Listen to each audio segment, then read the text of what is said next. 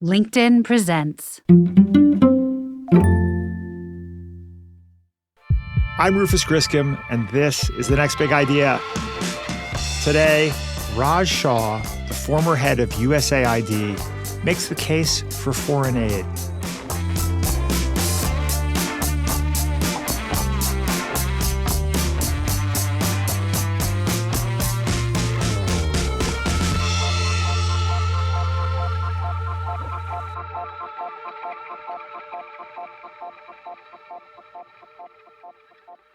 At 1:54 in the morning on Monday, February 3rd, Elon Musk tweeted the following. "We spent the weekend feeding USAID to the wood chipper. Could have gone to some great parties, did that instead."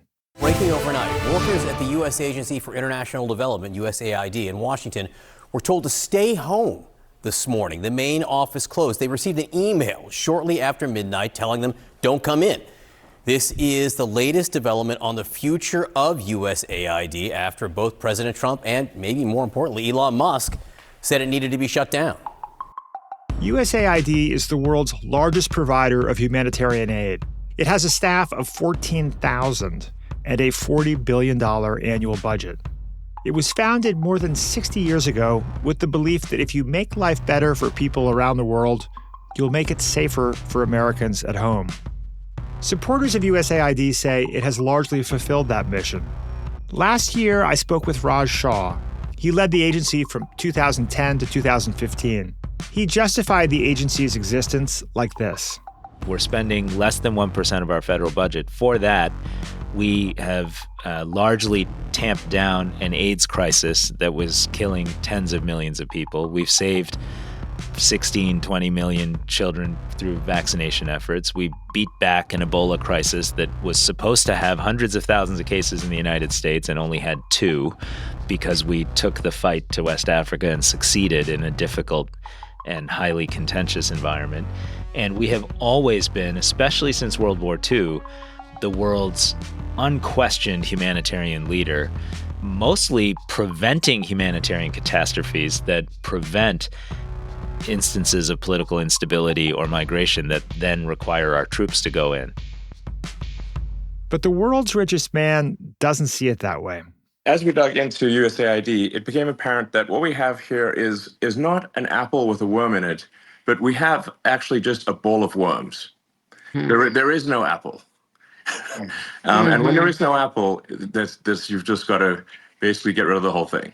For Musk and his boss, Donald Trump, USAID is not a shining example of American soft power. It's absolutely obscene, dangerous, bad, very costly. I mean, virtually every investment made is a con job. The fate of the agency is currently in limbo. Democrats in Congress say they're going to fight Trump's plan to merge USAID with the State Department, arguing he doesn't have the constitutional authority. A judge has temporarily blocked some of the Trump administration's plans for dismantling the agency. Undoubtedly, there will be many more twists and turns in this story in the weeks and months ahead. In the meantime, most foreign aid is frozen. Overseas staffers have been recalled. Thousands of people may lose their jobs. Hundreds of thousands of tons of food is rotting in warehouses. And life-saving antibiotics and antimalarials are stuck in ports. I took a break from watching all this play out to revisit my interview with Raj Shah, and I was struck by how relevant it is right now. Raj, as you just heard, mounts a level-headed argument, I think arguably a nonpartisan argument, for why foreign aid matters, not just morally, but for national security. He's not a Pollyanna. He admits there are problems and inefficiencies with the way we distribute aid.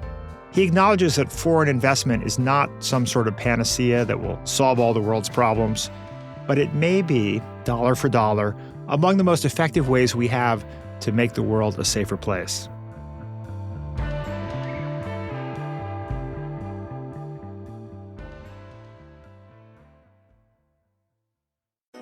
Hey, I'm Michael Kovnat, host of The Next Big Idea Daily. The show is a masterclass in better living from some of the smartest writers around. Every morning, Monday through Friday, we'll serve up a quick 10-minute lesson on how to strengthen your relationships, supercharge your creativity, boost your productivity, and more. Follow The Next Big Idea Daily wherever you get your podcasts.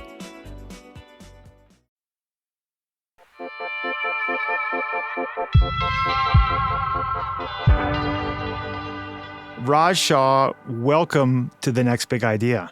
Thank you, Rufus. Thanks for having me.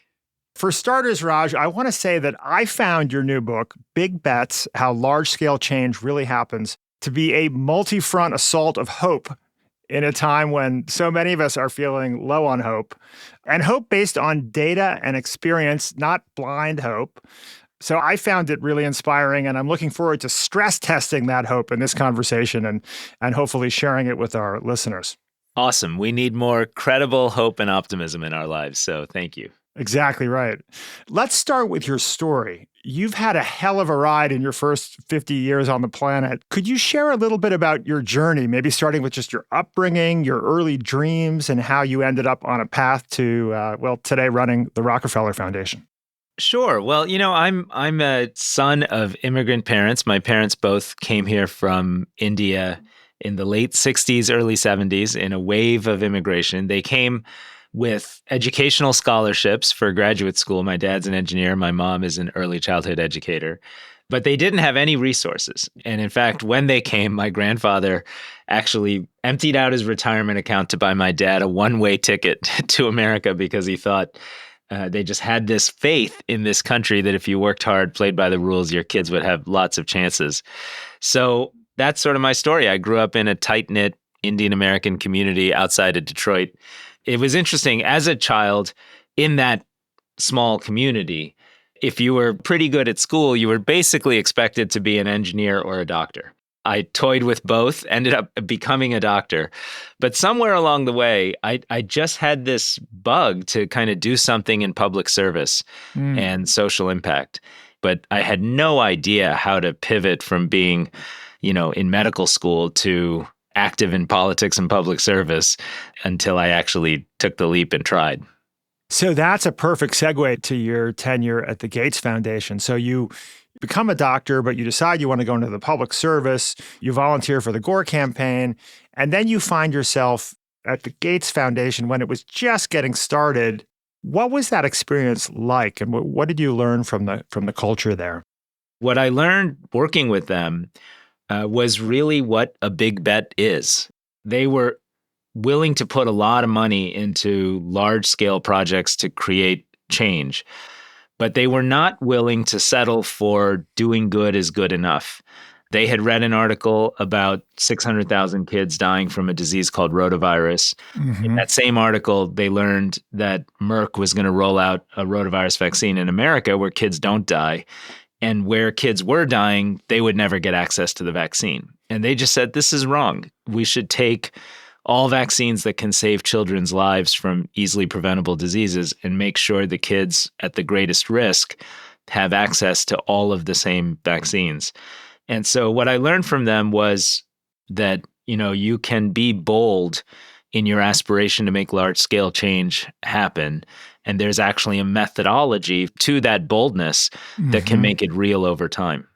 That methodology starts with the power of asking simple questions, which in this case, I think, was how much does it cost to vaccinate a single child in a low-income country?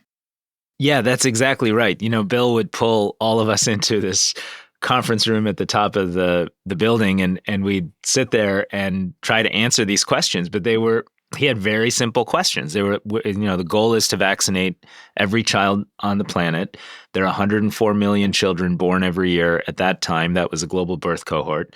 Probably well under half were receiving the full complement of existing vaccines, and none were effectively receiving the new ones that were rolling out in wealthy countries. And so how do you solve that? How much is it going to cost to solve the whole problem?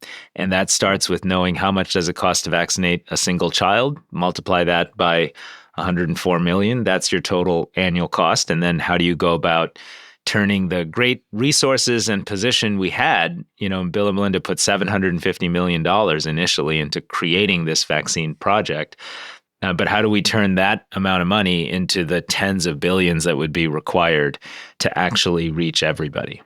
And that initiative has been, I guess it's not over, it's still in progress, but I think it's called Gavi, and it's immunized more than 980 million kids and saved an estimated 16 million lives. Am I getting that right? That is correct. And that's probably a small underestimate. And the idea that this effort over 20 years has been creative and effective enough to save more than 16 million lives, it's actually a great proof point that you can be bold and optimistic about changing the world. And if you're persistent and you use the methodology, you can succeed. When we talk about the power of asking simple questions, it reminds me of the advantage of the beginner's mindset, that not knowing what you're up against, coming at old problems in new ways can be an advantage. But at the same time, there's been a lot of criticism of Gates and other billionaires for being overconfident and thinking they know better than scientists and experts. Having worked closely with Bill and Melinda and many others, what's your view on this? And do you think there's sort of a double-sided element to the beginner's mindset that's applied? I think I make the distinction between people who got very successful doing something and then just assume that means that they know how to solve every problem in the world, and approach the task with the confidence, some would say hubris, that comes with the fact that, I built this great company, so now I can fix X, Y, or Z, versus a culture of deep learning. And when you said beginner mind, and Patty Stonecipher, our CEO at that foundation at that time, used to say we start with a blank sheet of paper. Mm-hmm. The point wasn't show up and tell everybody what the answers are. The point was show up, ask questions, listen, travel around the world. And I've been in environments in rural Nigeria, sitting with Bill and Melinda in someone's home, watching them ask questions of what it's like to feed their children and how hard is it to go to the health clinic and what do you really need and care about in your life. That kind of deep time and effort spent learning is, I think, the distinction between making big bets and doing it for the good of humanity and approaching problems with too much hubris and too much confidence and not really respecting the fact that experts do know a lot. And ultimately, it's the local communities you seek to serve that know the most. I'm still unresolved on this question of how much of this work of solving some of these core problems around the world should be done by philanthropic institutions versus government. So I'm inclined to ask you a pointed question, Raj. Do you think that anyone should have $100 billion? Do I think that's a great question? I don't know the answer to that. I mean, the obvious answer is no. I can't imagine, with maybe the sole exception or one or two people that I think have used that kind of wealth to create transformational philanthropic impact. I think in general, we should have, if not limits on wealth, we should certainly have tax rates that are cognizant of the fact that you just don't need that much wealth, and we'd be a much more effective and efficient and equitable society if we did the right things through public investment. And it's encouraging, though, to know that government institutions, based on your experience, are capable of taking those resources and applying them really effectively in partnerships with other governments around the world. Yeah, when I ran USAID for President Obama, and we had at the time somewhere between a $25 and $30 billion annual budget for global health, addressing hunger and poverty, promoting democratic processes in developing countries around the world. And you always have to be sensitive to the fact when you have great resources that you can easily overwhelm these systems and be the source of all the hubris that suppresses creativity and local content and respect for those you're serving, which is why I think it's particularly important, whether you're a private philanthropy or a government agency or a policymaker in Capitol Hill or, in any community institution, have like a deep recognition of what you don't know and an absolute desire to inquire. When you say beginner's mind, that's what I think is the key to getting smart enough and effective enough to be part of these big alliances to make great things happen. That, once again, Raj, is a perfect segue to the next chapter of your adventure. So you found yourself running USAID at the tender age of 36. Not everyone thought you were qualified, which you discovered when you walked into the Oval Office. Do you want to share that story? Sure. Well, I got confirmed and sworn in to run USAID about a week before the tragic earthquake in Port-au-Prince, Haiti. There has been a huge earthquake, magnitude 7.0, just off the coast of Haiti, the poorest country in the Western Hemisphere. Early reports of extensive... And a disaster of this magnitude could well be an unfolding catastrophe. 250,000 people perished, 21 of 22 government ministries physically collapsed, and the United Nations building in the country also collapsed and took with it the lives of many of our normal first responders and local security forces. So when President Obama asked me to lead the overall American civilian, military, and private sector response, I've designated the administrator of the U.S. Agency for International Development, Dr. Rajiv Shah, to be our government's unified disaster coordinator. It was a huge undertaking. And frankly, I was brand new in the job. I had just got there. Yeah. And so the next morning when we went to the Oval Office for a briefing with the president and the vice president, I was anxious. I got there a few minutes early because you certainly don't want to be late for that particular meeting. Yeah, I can imagine. And they let me in early. So I walked in and the vice president and the president were over by the window talking to each other. And I overheard Vice President Biden say, are you sure about this Raj Shah guy? He's like 30-something. He's new to Washington. He just got here. And we have this amazing leader who runs our Federal Emergency Management Agency, Craig Fugate, who's got a lot more experience overseeing these kinds of complex responses. And thankfully, President Obama saw me when I walked in and kind of walked over and was like, Raj, come in, sit down. And the next thing I know, the room was full with half the cabinet that was in the meeting. And I just went right into the briefing and the numbers and the tasks in front of us and didn't really think that much about that statement, although I was anxious about it. And then on the way out, I kind of stayed behind and talked to Craig Fugate, who ran FEMA, and I put my arm around Craig and I said, Craig, I need all the help you can give me because you do have more experience than I do. And we have to do this together to succeed because it's such a huge undertaking. And, he's such a great guy. He was like, absolutely. This is a moment where our country needs us. I will come back with you to your building.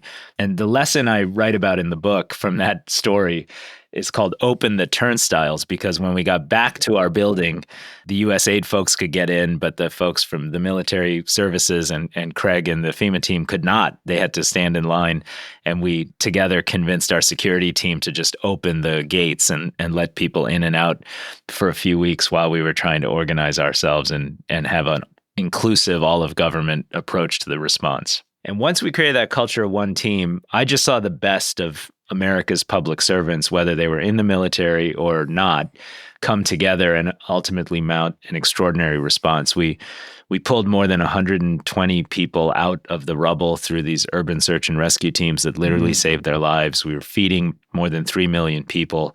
6 months after the earthquake, There was less diarrheal disease and infectious disease in Port-au-Prince than there was the day before because we had stood up water and sanitation, food distribution, and transitional housing in certain contexts. So, you can succeed in those moments of critical need if you're willing to take all the help you can get. This was one of the multiple fronts of hope that I felt reading your book, which is that one area in which a lot of people are discouraged is the capacity of government to get things done.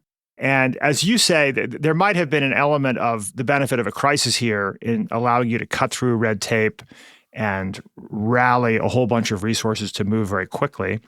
Do you think that most Americans have a false perception that government agencies are bloated and ineffective? I mean, you must have pushed up against some frustrations in your time in government, but it seems like you had a pretty sanguine view of what government is capable of doing. Yeah, I think both are probably true, right? So I like the day-to-day bureaucracy of government can be very, very, very challenging to deal with. But in moments like the Haiti earthquake, I also write in the book about the Ebola crisis, which was a pandemic that could have been a global pandemic, but wasn't. In those moments of urgent crisis and need, people stand up, people go the extra mile, folks figure out how to overcome red tape. I was amazed by people's genuine desire to make a difference. I think that's why most people get into public service. And when you can tap into that desire to do the right thing at the right moment, I think you can motivate extraordinary leadership from folks in public service and frankly, in all walks of life. Of course, you also got into the thicket of politics, right? I think it was a year into your time at USAID that the Republicans had a proposal to strike the budget to zero, right? And how did you respond to that? My initial response was, we're going to approach this with the toolkit that got me here, which was deep data analytics and nerding out on the quantitative stuff. And so we did this analysis. We determined that shutting down these health programs in particular would lead to 70,000 deaths of children around the world in countries where we were doing our work. And I went up to Capitol Hill and I said that. The head of the U.S. Agency of International Development, Rajiv Shah, is now saying that Republican budget cuts will kill at least 70,000 children around the world. And then I got back to my office and a friend called, Tom Vilsack, who is our Secretary of Agriculture. And he said, Raj, I was just with the Speaker of the House, John Boehner, and he's upset with what you said. And he spent a lot of his efforts trying to quietly build Republican support to get a budget for humanitarian action abroad. And he thinks this is going to undermine his efforts. So you should come up here and speak to him and apologize. And so I did. I went up there. I said I didn't intend to be off-putting. I was just trying to communicate data. And he gave me a list of 20, 30 members of Congress, House and Senate, to go speak to and get to know. And over the next weeks, I did. And that, in fact, helped me learn that it wasn't going to be data or public argumentation that was going to build a bipartisan coalition to allow America to lead these humanitarian efforts. It was going to be sitting with folks behind closed doors, talking about our values, being vulnerable, praying together, making friends across the aisle with some very unlikely bedfellows. And that ultimately made a huge difference for both that budget, but more importantly, for my tenure over many years in Washington. In the book, you're very positive about, I think, the potential, both the history and the future potential for Republicans and Democrats to come together to support initiatives that alleviate suffering. I mean, we're living right now in a time of increasing partisanship, right, and polarity. Are you discouraged by that, or you feel like there's a clear path forward to pull together to do important things? I see it as a challenge. I see it as a leadership challenge that when you can build bridges, often behind closed doors and almost always by genuinely getting to know people based on their vulnerabilities and values, not the stuff you see on TV, you can make real progress. And if you look at our country just in the last several years across Trump and Biden administrations, we've actually had some big bipartisan efforts to invest in our economy and create a social floor under vulnerable families during COVID. Twice that was passed under President Trump on a bipartisan basis. We've passed the largest effort to reduce child poverty in this country, and the child tax credit that passed as well in that context. President Biden has, of course, passed two huge pieces of bipartisan legislation to reinvest in American manufacturing and semiconductors in particular, and to green our economy through broad investments in infrastructure all across this country. It happens, and we just don't talk about it. What gets everybody's attention is the fighting and the bickering and the drama, and that, I think, is unfortunate. But I'm super optimistic that with the right leaders and the right mindset, we can actually make huge progress if we approach it by knowing we have to do it together. And your optimism is not just a natural disposition or a neurochemical tendency, but it's based on it's based on what you've seen in the last few decades. It's also based on being with people who are not like me, and traveling with very conservative Republicans and getting to learn their values and understanding, okay, maybe they're not going to use the phrase climate change, but they'll support our efforts to help farmers adapt to climate change if they talk to farmers and the farmers say, hey, we're not able to feed our families and grow food because it's hotter and drier. And so having been through that, I believe there's more common space if we really put effort and energy into it than most people see. Yeah, because when you look at things like not a single Republican in Congress voting for Biden's 2022 climate bill, those are the kind of headlines that cause people to feel a sense of despair. Yeah, agreed. Yeah. And not everything is going to be, is going to be visible bipartisanship, right? Yeah. But some things can be, and those are the ones we have to find and pursue much more aggressively. Back to the topic of the great work that USAID has done. Many Americans have an isolationist impulse, right? And I think sometimes the thinking is there are people suffering here. Why should we be solving other countries' problems before we solve our own? What do you say to those people? Well, most people also think we're spending 10 to 20% of our federal budget solving other people's problems around the world, when in reality, we're spending less than 1%. And so as I've gone through communities, rural communities in Montana, urban Black churches in Detroit and San Francisco, and sort of sat with people and explained, look, we're spending less than 1% of our federal budget. For that, we have largely tamped down an AIDS crisis that was killing tens of millions of people. We've saved 16, 20 million children through vaccination efforts. We beat back an Ebola crisis that was supposed to have hundreds of thousands of cases in the United States and only had 2 because we took the fight to West Africa and succeeded in a difficult and highly contentious environment. And we have always been, especially since World War II, the world's unquestioned humanitarian leader, mostly preventing humanitarian catastrophes that prevent instances of political instability or migration that then require our troops to go in. When people see and hear that, and they hear the military leaders in this country talk about how important this is as a forward defense of our national security, they know that it's both a small price to pay and it's one that is so consistent with our values that we should likely be doing more. In fact, you know what they tend to say?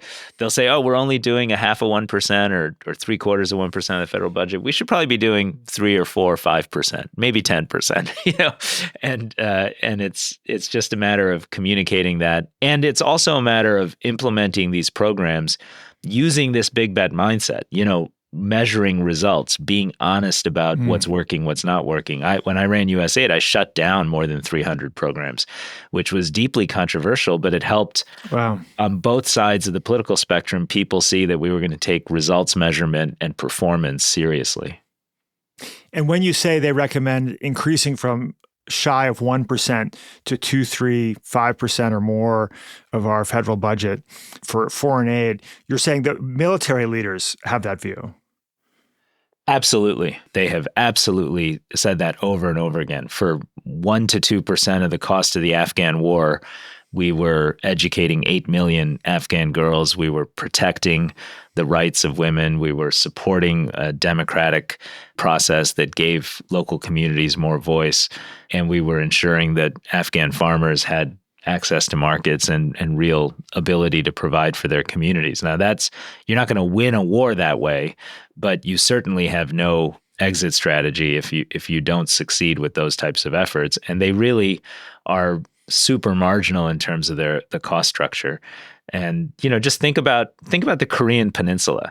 After the Korean War, we helped South Korea become a modern economy. At that time, South Korea had a higher rate of hunger, a higher rate of displacement, and a higher rate of infectious disease leading to under 5 child mortality than most of Africa. We helped that country transform itself into a modern economy. Today, there are more jobs in America created by trading with South Korea than there are trading with France. And compare that to North Korea, right across the border, exactly. A country that is an obvious threat. We spend tens of billions, that's probably an underestimate, deterring North Korea. There's no question that the long-term security of our nation depends on projecting dignity and opportunity around the world. And the more we can do that efficiently and effectively and with transparency and results, the better off Americans are.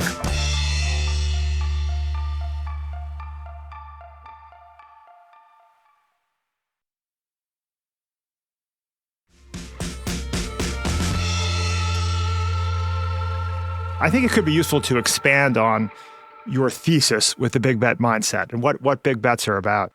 We just a few weeks ago had James Clear on the show talking about his book, Atomic Habits, which sort of makes the case that like the best way to improve your life is to make small incremental changes and build on those over time. You seem to be making the case that if we're setting out to change the world or rally people at scale together, there's an argument for doing things that are ambitious. Is that the core of it? What's the case here? Yeah, I think that is the core of it, that bold, large-scale change is possible. And when we set the goals boldly and we have focus on the three main components of a big bet, which are fresh, innovative solutions that allow that goal achievement to be achievable and realistic, unlikely partners and alliances that come together to deliver that outcome, and an absolute determination to measure results and persist.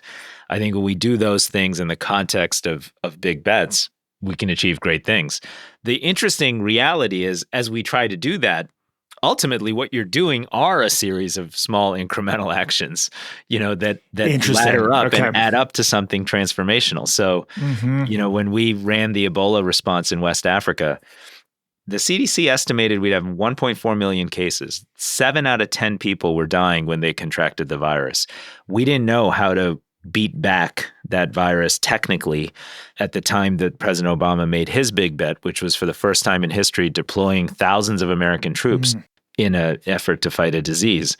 And what we actually did that worked was the small incremental things that were enabled by that big bet, which were listening to local community members, observing that girls and women in particular were contracting the virus when they were washing and redressing the bodies of deceased family members, and recognizing that if we intervened at that point, we could save lives.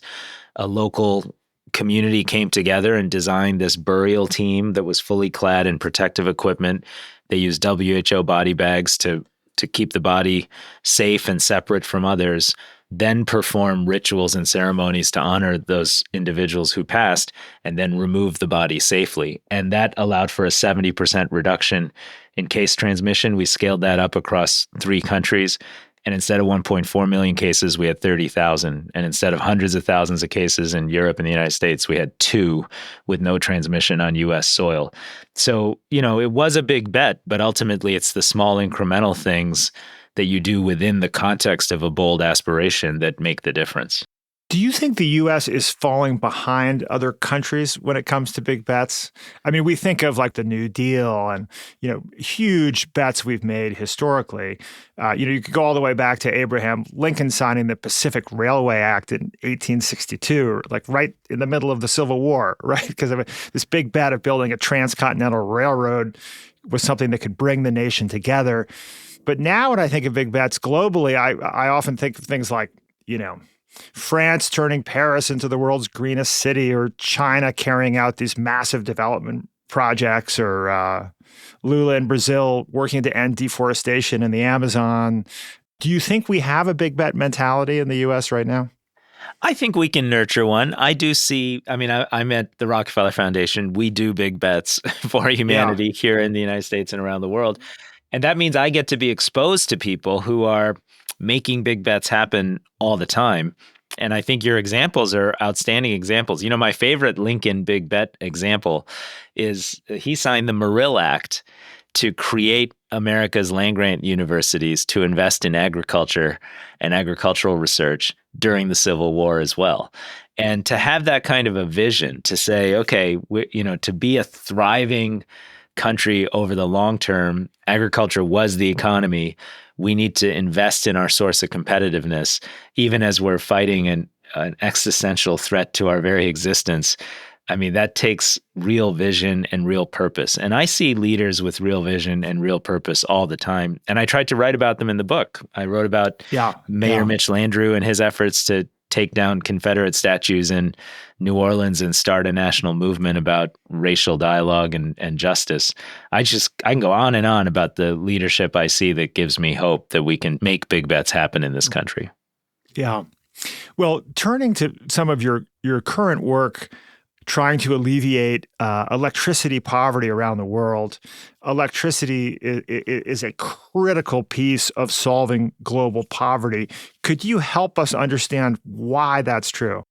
Well, if you think about it, we depend on electricity all day long to turn our labor into productivity, economic growth, goods and services, and opportunity for job creation and human improvement in every community around the planet.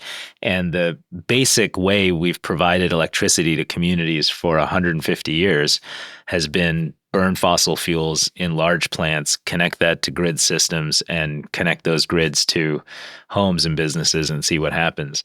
And that effort, which has obviously transformed the face of the human condition over time, has also left out a lot of people. There are almost 1 billion people who live and consume less electricity per day than it takes to power one light bulb and one small home appliance.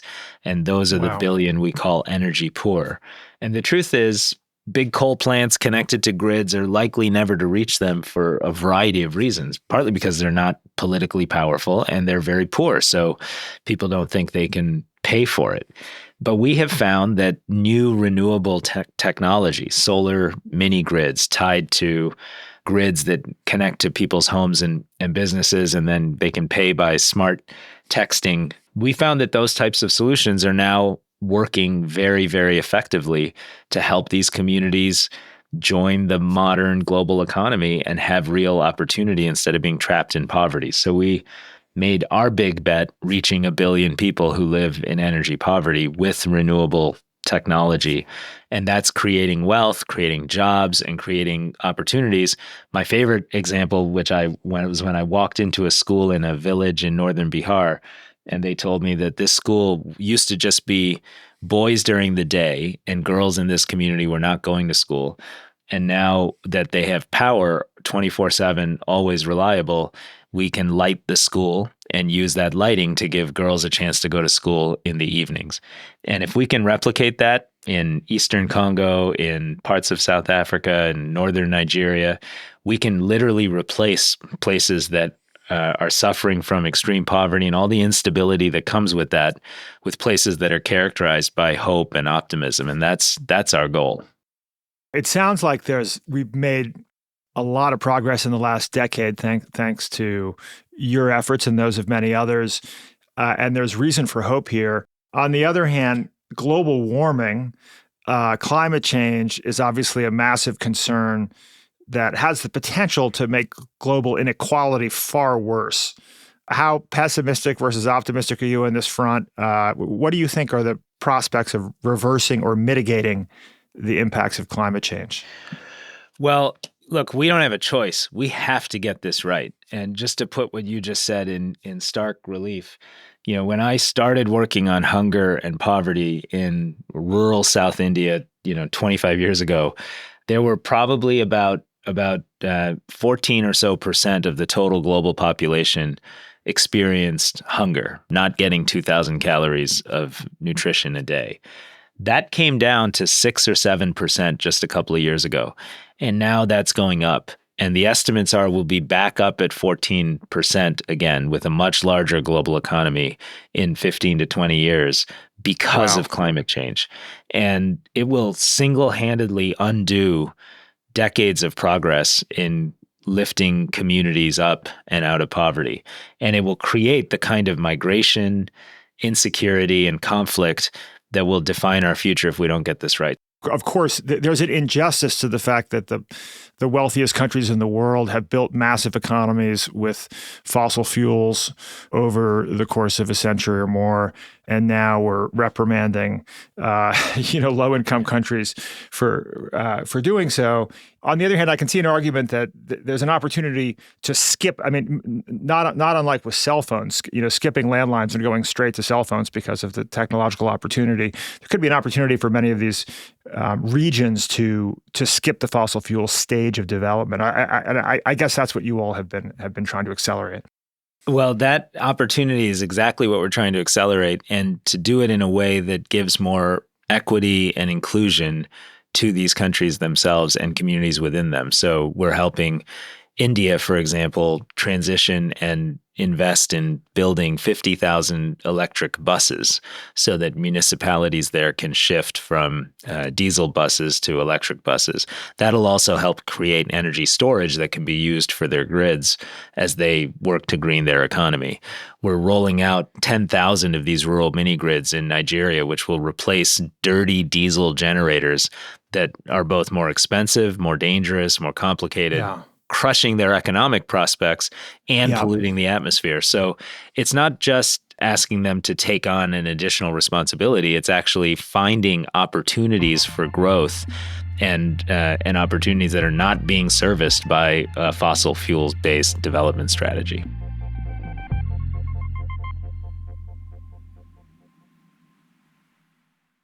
From LinkedIn News, I'm Leah Smart, host of Everyday Better, an award-winning weekly podcast dedicated to personal development. Whether you're looking for ways to shift your mindset or seeking more fulfillment in your life, we've got you covered. You can build internal resources. That's what the study of psychology is about, building internal resources. Turning towards is one of the most important elements of successful relationships, no matter what kind of relationship it is. The thing that underpins all of this productivity stuff is finding a way to make the journey itself enjoyable. The journey is the destination. The beauty of uncertainty is infinite possibility. When you don't know what's next, you don't know what's next. And thus, anything can be next. Join me as we dive into captivating stories and research-backed ideas that have empowered me and others to lead lives with more clarity and intention. Everyday Better, making growth an everyday practice. Listen to Everyday Better on the LinkedIn Podcast Network, Apple Podcasts, or wherever you get your podcasts.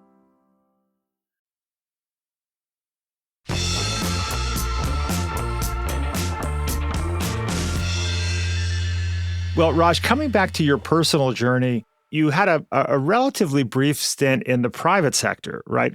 You were so passionate about this problem of energy poverty that you saw an opportunity to help to solve this problem while building an exciting startup and maybe making some money in the process. And at some point, you found yourself I think this story is helpful, Raj, because there may be some listeners who are thinking, this guy's just a saint. He's just a perfect human being.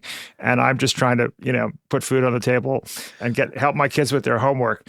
But just to let our listeners know that you're not always a saint. Not at all a saint. You found yourself on the verge of buying a very expensive watch in a luxury watch store during this private sector bender that you had, as it were.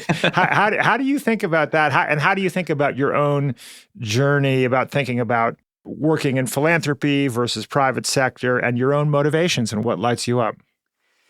I'm not judgmental about others and what they choose. And I find it can be super fun to be in government. It can be super rewarding to be at a philanthropic institution like Rockefeller.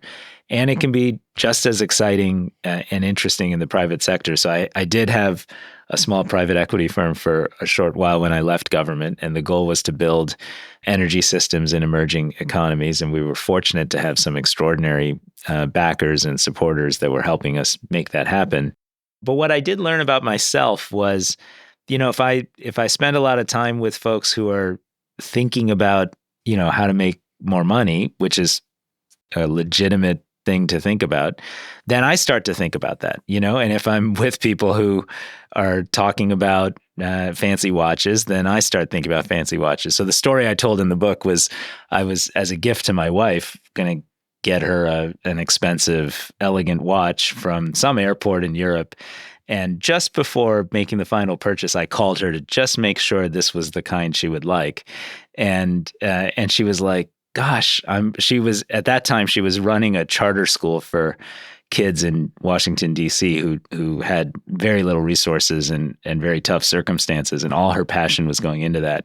And she's like, what would make you think that I want to, wear a Rolex into my school every day? And it just kind of snapped me out of being absorbed by what I was seeing right around me and reminded me that, at least in the case of myself and my wife, Shivam, we had made some judgments that we wanted to have careers that were more in the social service space.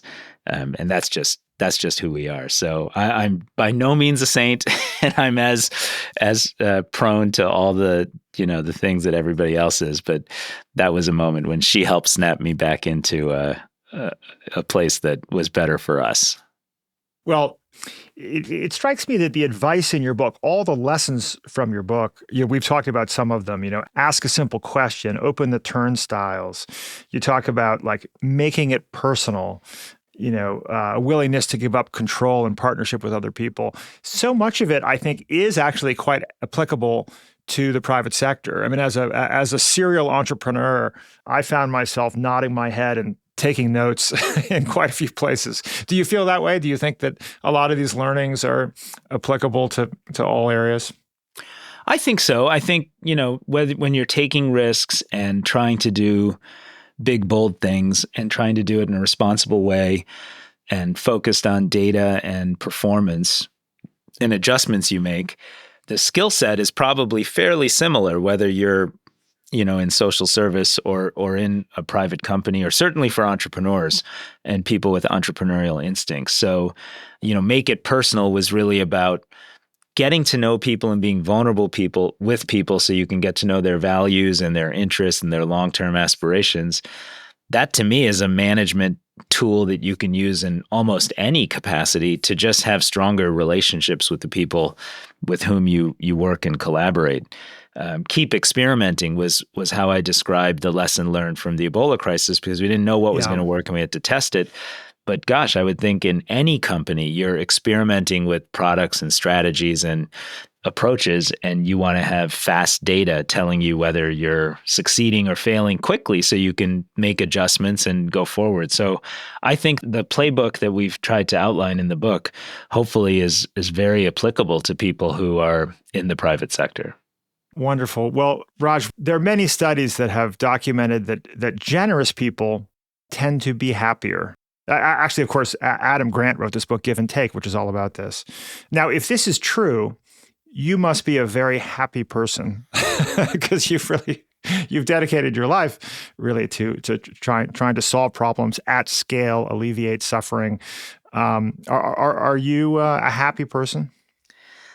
I try my best. I'm happier after I've read one of Adam's books, for example, and have a sense that there are tools you can use to keep working on it. I think happiness is something everyone has to work on regularly and get help from others in doing so. So, sure, I'm very fortunate. I feel very lucky to have had the chances I've had. I have a wonderful family with amazing kids, and I have lots of reasons to be happy.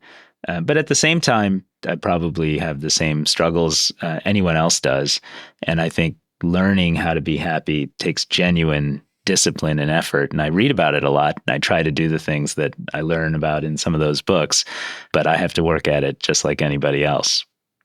Yeah. Well, I like the idea that generosity and kindness is part of that pathway, right? Well, I think it is. And, I'll tell you a story. When I was at USAID and traveling around the country to make the case for America's broader role in the world, I went to a service at a church in Detroit, and I sat with a group of women who were taking up a collection for an orphanage in Rwanda. And this was a community where folks didn't have a lot of extra resources, but every week they came together and they made a collection and they ensured that it got to this orphanage in Rwanda. And I went back to my office and I said, we're going to make sure that orphanage gets electricity and water and food supplies and other recognition. But that story just stays with me because generosity is not necessarily just super wealthy people giving. It's what we do day to day to express our values. And those women in that church taught me a lot about generosity. Well, Raj, thank you for doing all that you've done in your career, that you're continuing to do, and for writing this book and inspiring all of us to make big bets. It's fantastic. Such an interesting conversation. Thank you so much, Rufus. It's just great to be with you. Raj Shah's book is Big Bets. Grab a copy wherever you get your books. Did you enjoy this episode? Well, it's one of several conversations we've had on the subject of foreign aid, philanthropy, and how to solve the world's problems. Some of the other guests include Bill Gates, Rory Stewart, and Will McCaskill, all extraordinary conversations. We gathered those episodes in a Spotify playlist. You can find a link in the show notes. The Next Big Idea is proud to be a member of the LinkedIn Podcast Network, a big bet by the good folks at LinkedIn to share life-changing ideas with millions of people around the world. This show was produced by Caleb Bissinger, sound designed by Mike Toda. I'm Rufus Griscom. See you next week.